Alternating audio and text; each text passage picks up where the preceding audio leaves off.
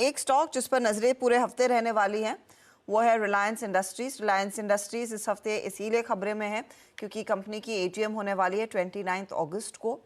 AGM पर focus बाजार रफली हर साल करता है। ब्रोकरेज हाउसेस की कई सारी रिपोर्ट्स आ गई हैं प्री एजीएम और फिर पोस्ट एजीएम भी रिपोर्ट्स आएंगी, लेकिन क्या एक्सपेक्ट कर रहा है मार्केट इस एजीएम से, यही दरअसल वो ब्रोकरेज रिपोर्ट्स मेंशन भी करती है। यतिन हमारे साथ है। यतिन, एक बहुत बड़ा इवेंट होता है ये शेयर धारकों के लिए, क्या एक्सपेक्ट किया जाए इस एजीएम से? तो देखिए, ये एजीएम है जो कोविड के लगभग 5 साल बाद होने वाली है। और जब कोविड का समय था तभी कंपनी ने एक बड़ा स्टेक सेल किया था अपने दो बिजनेसेस में, रिलायंस रिटेल और रिलायंस जियो। तो ऑब्वियसली मार्केट एक्सपेक्ट कर रहा है कि रिलायंस जियो हो या रिलायंस रिटेल हो, कहाँ आपको आईपीओ आता हुआ दिखाई पड़ेगा, कहाँ वैल्यू अनलॉकिंग होती हुई दिखाई पड़ेगी। और आज की अगर आप न्यूज़ रिपोर्ट्स पढ़ें तो न्यू एनर्जी बिजनेस है जहां कंपनी एक बड़ा कारोबार कर रही है रिन्यूएबल एनर्जी में, ग्रीन हाइड्रोजन में और दूसरे रिन्यूएबल इंफ्रास्ट्रक्चर में। तो क्या उसका आईपीओ आ सकता है, वहां अनलॉकिंग देखने को मिल सकती है क्या? तो कहीं ना कहीं इसको लेके जो सवाल हैं वो एजीएम में आपको आते हुए दिखाई पड़ेंगे। बहरहाल वो तो मीडिया स्पेकुलेशन है, लेकिन जो ब्रोकरेजेस है उनकी क्या राय है वो जान लेते हैं। सीएलएसए का मानना ये है ये एक स्टॉक है जो आउट परफॉर्म कर सकता है। टारगेट 3,300 रुपये रखा गया है और कहीं ना कहीं ये तीसरा साल है जहां आप देखेंगे न्यू एनर्जी बिजनेस जो है ये एक वर्चुअल रियलिटी में कन्वर्ट हो रहा है। प्रोजेक्ट्स काफ़ी स्मूथली एग्जीक्यूट हो रहे हैं।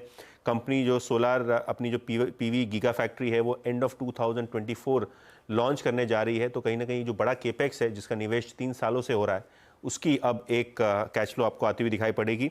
और करीब करीब $1 बिलियन यानी 8,500 करोड़ रुपए कंपनी ने खर्चा कर दिया है इस सोलार मैन्युफैक्चरिंग बिजनेस में। तो एजीएम क्या चाहती है इस पर्टिकुलर बिजनेस को लेकर शायद वहाँ क्लैरिटी है, ऐसा उनका मानना है।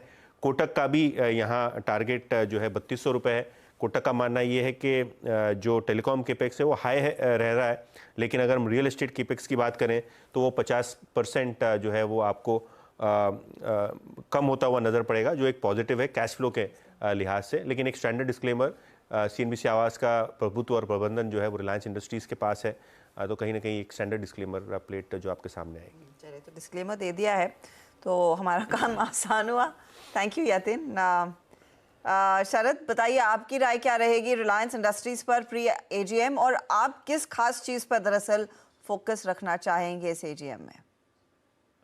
देखिए, राय तो यही है कि अगर आप 10-12% अपसाइड, मेरे हिसाब से वही टारगेट आएगा 3250 से 3300 रुपए के आसपास।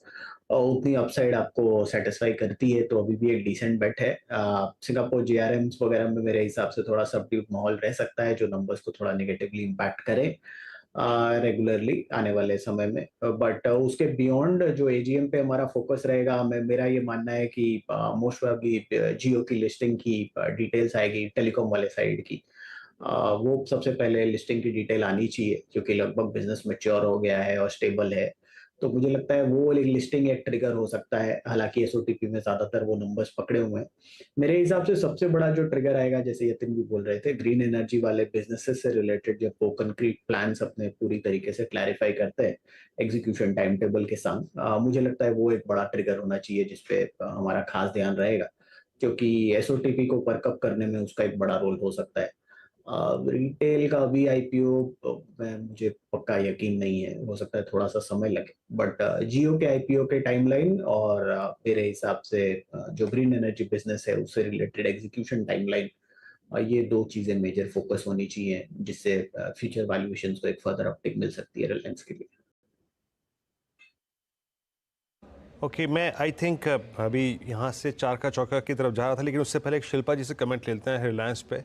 शिल्पा जी, आप लोगों ने इस इवेंट के मद्देनज़र और स्पेशली रोलोवर्स के मद्देनज़र सितंबर में जिस प्रकार की पुट राइटिंग हो रही है और जहाँ पे कॉल राइटर्स प्लेस्ड हैं, रिलायंस को आप लोग कैसे अप्रोच कर रहे हैं इस वक्त?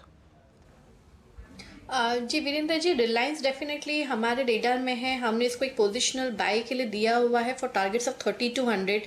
लेकिन अगर आप सितंबर में अभी इसमें ट्रेड लेना चाहते हैं तो आप 3100 का कॉल ऑप्शन सितंबर में जो रफली अभी ट्रेड कर रहा है अराउंड 56 रुपीज़ 57 रुपीज़ में, आप इसमें पार्टिसिपेट कीजिए। स्टॉप लॉस आप यहाँ पे 30 का रखिए।